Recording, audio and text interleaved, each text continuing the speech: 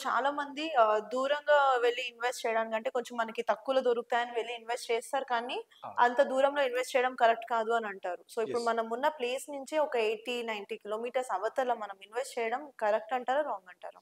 So, 100% దూరమెళ్లి invest చేస్తేనే correct అండి. ఎందుకంటే ఓహ్! దగ్గరలో ఇన్వెస్ట్ చేద్దామంటే రేట్లు పెరిగుంటాయి.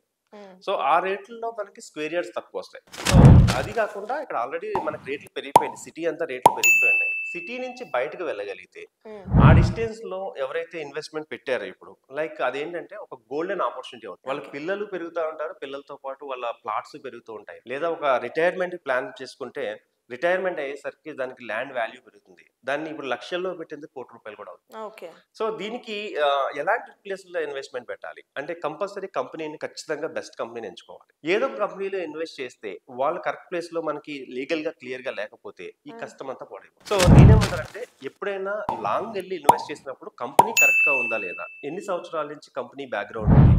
లీగల్ వెరిఫికేషన్ అనేది కంపల్సరీ చెక్ చేసుకోవాలండి. దీని తర్వాత అప్రూవల్ లేఅవుట్‌లోనే మీరు ల్యాండ్ ఇన్వెస్ట్ చేయమని చెప్తాను. హ్మ్. లైక్ డీటీసీపీ గాని, హెచ్ఎండిఏ గాని, ముడా గాని ఈ ప్లేసుల్లో ఇన్వెస్ట్ చేస్తే వాళ్ళకి రెరా సర్టిఫైడ్ కూడా ఉంటుంది కాబట్టి కొంచెం భరోసాగా ఉంటుంది. హ్మ్. సో, నేను చెప్పేదేంటంటే దూరం వెళ్లి ఇన్వెస్ట్ చేయడం చాలా చాలా కరెక్టు. ఎందుకంటే తక్కువ రేట్‌లో దూరంలోనే దొరుకుతాయి. 80, 90 కిలోమీటర్లు కాదండి. ఇన్ ఫ్యూచర్ 100, 120, 150 కిలోమీటర్స్ వెళ్లి కూడా మనం ఇన్వెస్ట్ చేయాల్సొస్తది. ఫర్ ఎగ్జాంపుల్ ఇక్కడున్న వాళ్ళు దుబాయ్‌లో ఇన్వెస్ట్ చేస్తున్నారు. ఎంత దూరం అది మనకి? గోవాలో యాహ్! ఇన్వెస్ట్ చేస్తున్నారు. యాహ్! అదర్ కంట్రీస్‌లో ఇన్వెస్ట్ చేస్తున్నారు. అండ్ చాలా చోట్ల ఎలా ఇన్వెస్ట్ చేస్తున్నారు అంటే మన ఇంటి పక్కనే ఉండాలనుకోవడం అనేది అంత కరెక్ట్ కాదు. హ్మ్. ఎందుకంటున్నానంటే హ్మ్. మన ఇంటి పక్కన ఆల్రెడీ కొనాలనుకుంటే వేలల్లోకెళ్ళిపోయింది. సో, ఎక్కడున్నా మనకు పర్లేదు. ప్రాపర్టీ కరెక్ట్‌గా ఉంటే 100% అది మనకి లక్షలు కాదు కోట్లలో సంపాదించబడుతుంది. ఎగ్జాక్ట్‌లీ. ఓకే. సో, కాబట్టి ఎవరైనా కొనాలనుకున్నప్పుడు పర్టిక్యులర్‌గా దాన్ని క్లియర్ టైటిలా కాదా? ఓకే. దీనికి ఎన్ని సంవత్సరాలు మనకి మెయింటెనెన్స్ ఇస్తున్నారు? అండ్ లీగల్‌గా ఎలా ఉంది? దీని తర్వాత ఈ కంపెనీ ఎన్ని సంవత్సరాల నుంచి కస్టమర్‌కి మంచి బెనిఫిట్‌లు ఇవ్వగలుగుతుంది? ఇవన్నీ చెక్ చేసుకున్న తర్వాత ల్యాండ్ కొనుక్కున్న తర్వాత మీ ల్యాండ్‌కి వీలుంటే కంపెనీ ఆల్రెడీ ఒక ప్లాటింగ్ ఇస్తుంది 4 హ్మ్. హ్మ్. సైడ్‌లుని. హ్మ్. ఇంకొంచెం వీలుంటే దానికొక ఫెన్సింగ్ లాంటిది కూడా ఏర్పాటు చేసుకోండి. ఓకే. అప్పుడు ఏమవుతుందంటే మీరు ఒకవేళ రాగలిగినా, రాలేకపోయినా కూడా ఆ ఫెన్సింగ్ అది ఉండడం వల్ల హ్యాపీగా ఎప్పుడైనా వచ్చినప్పుడు మీరు ఈజీగా చూసుకోవచ్చనమాట. ఓకే.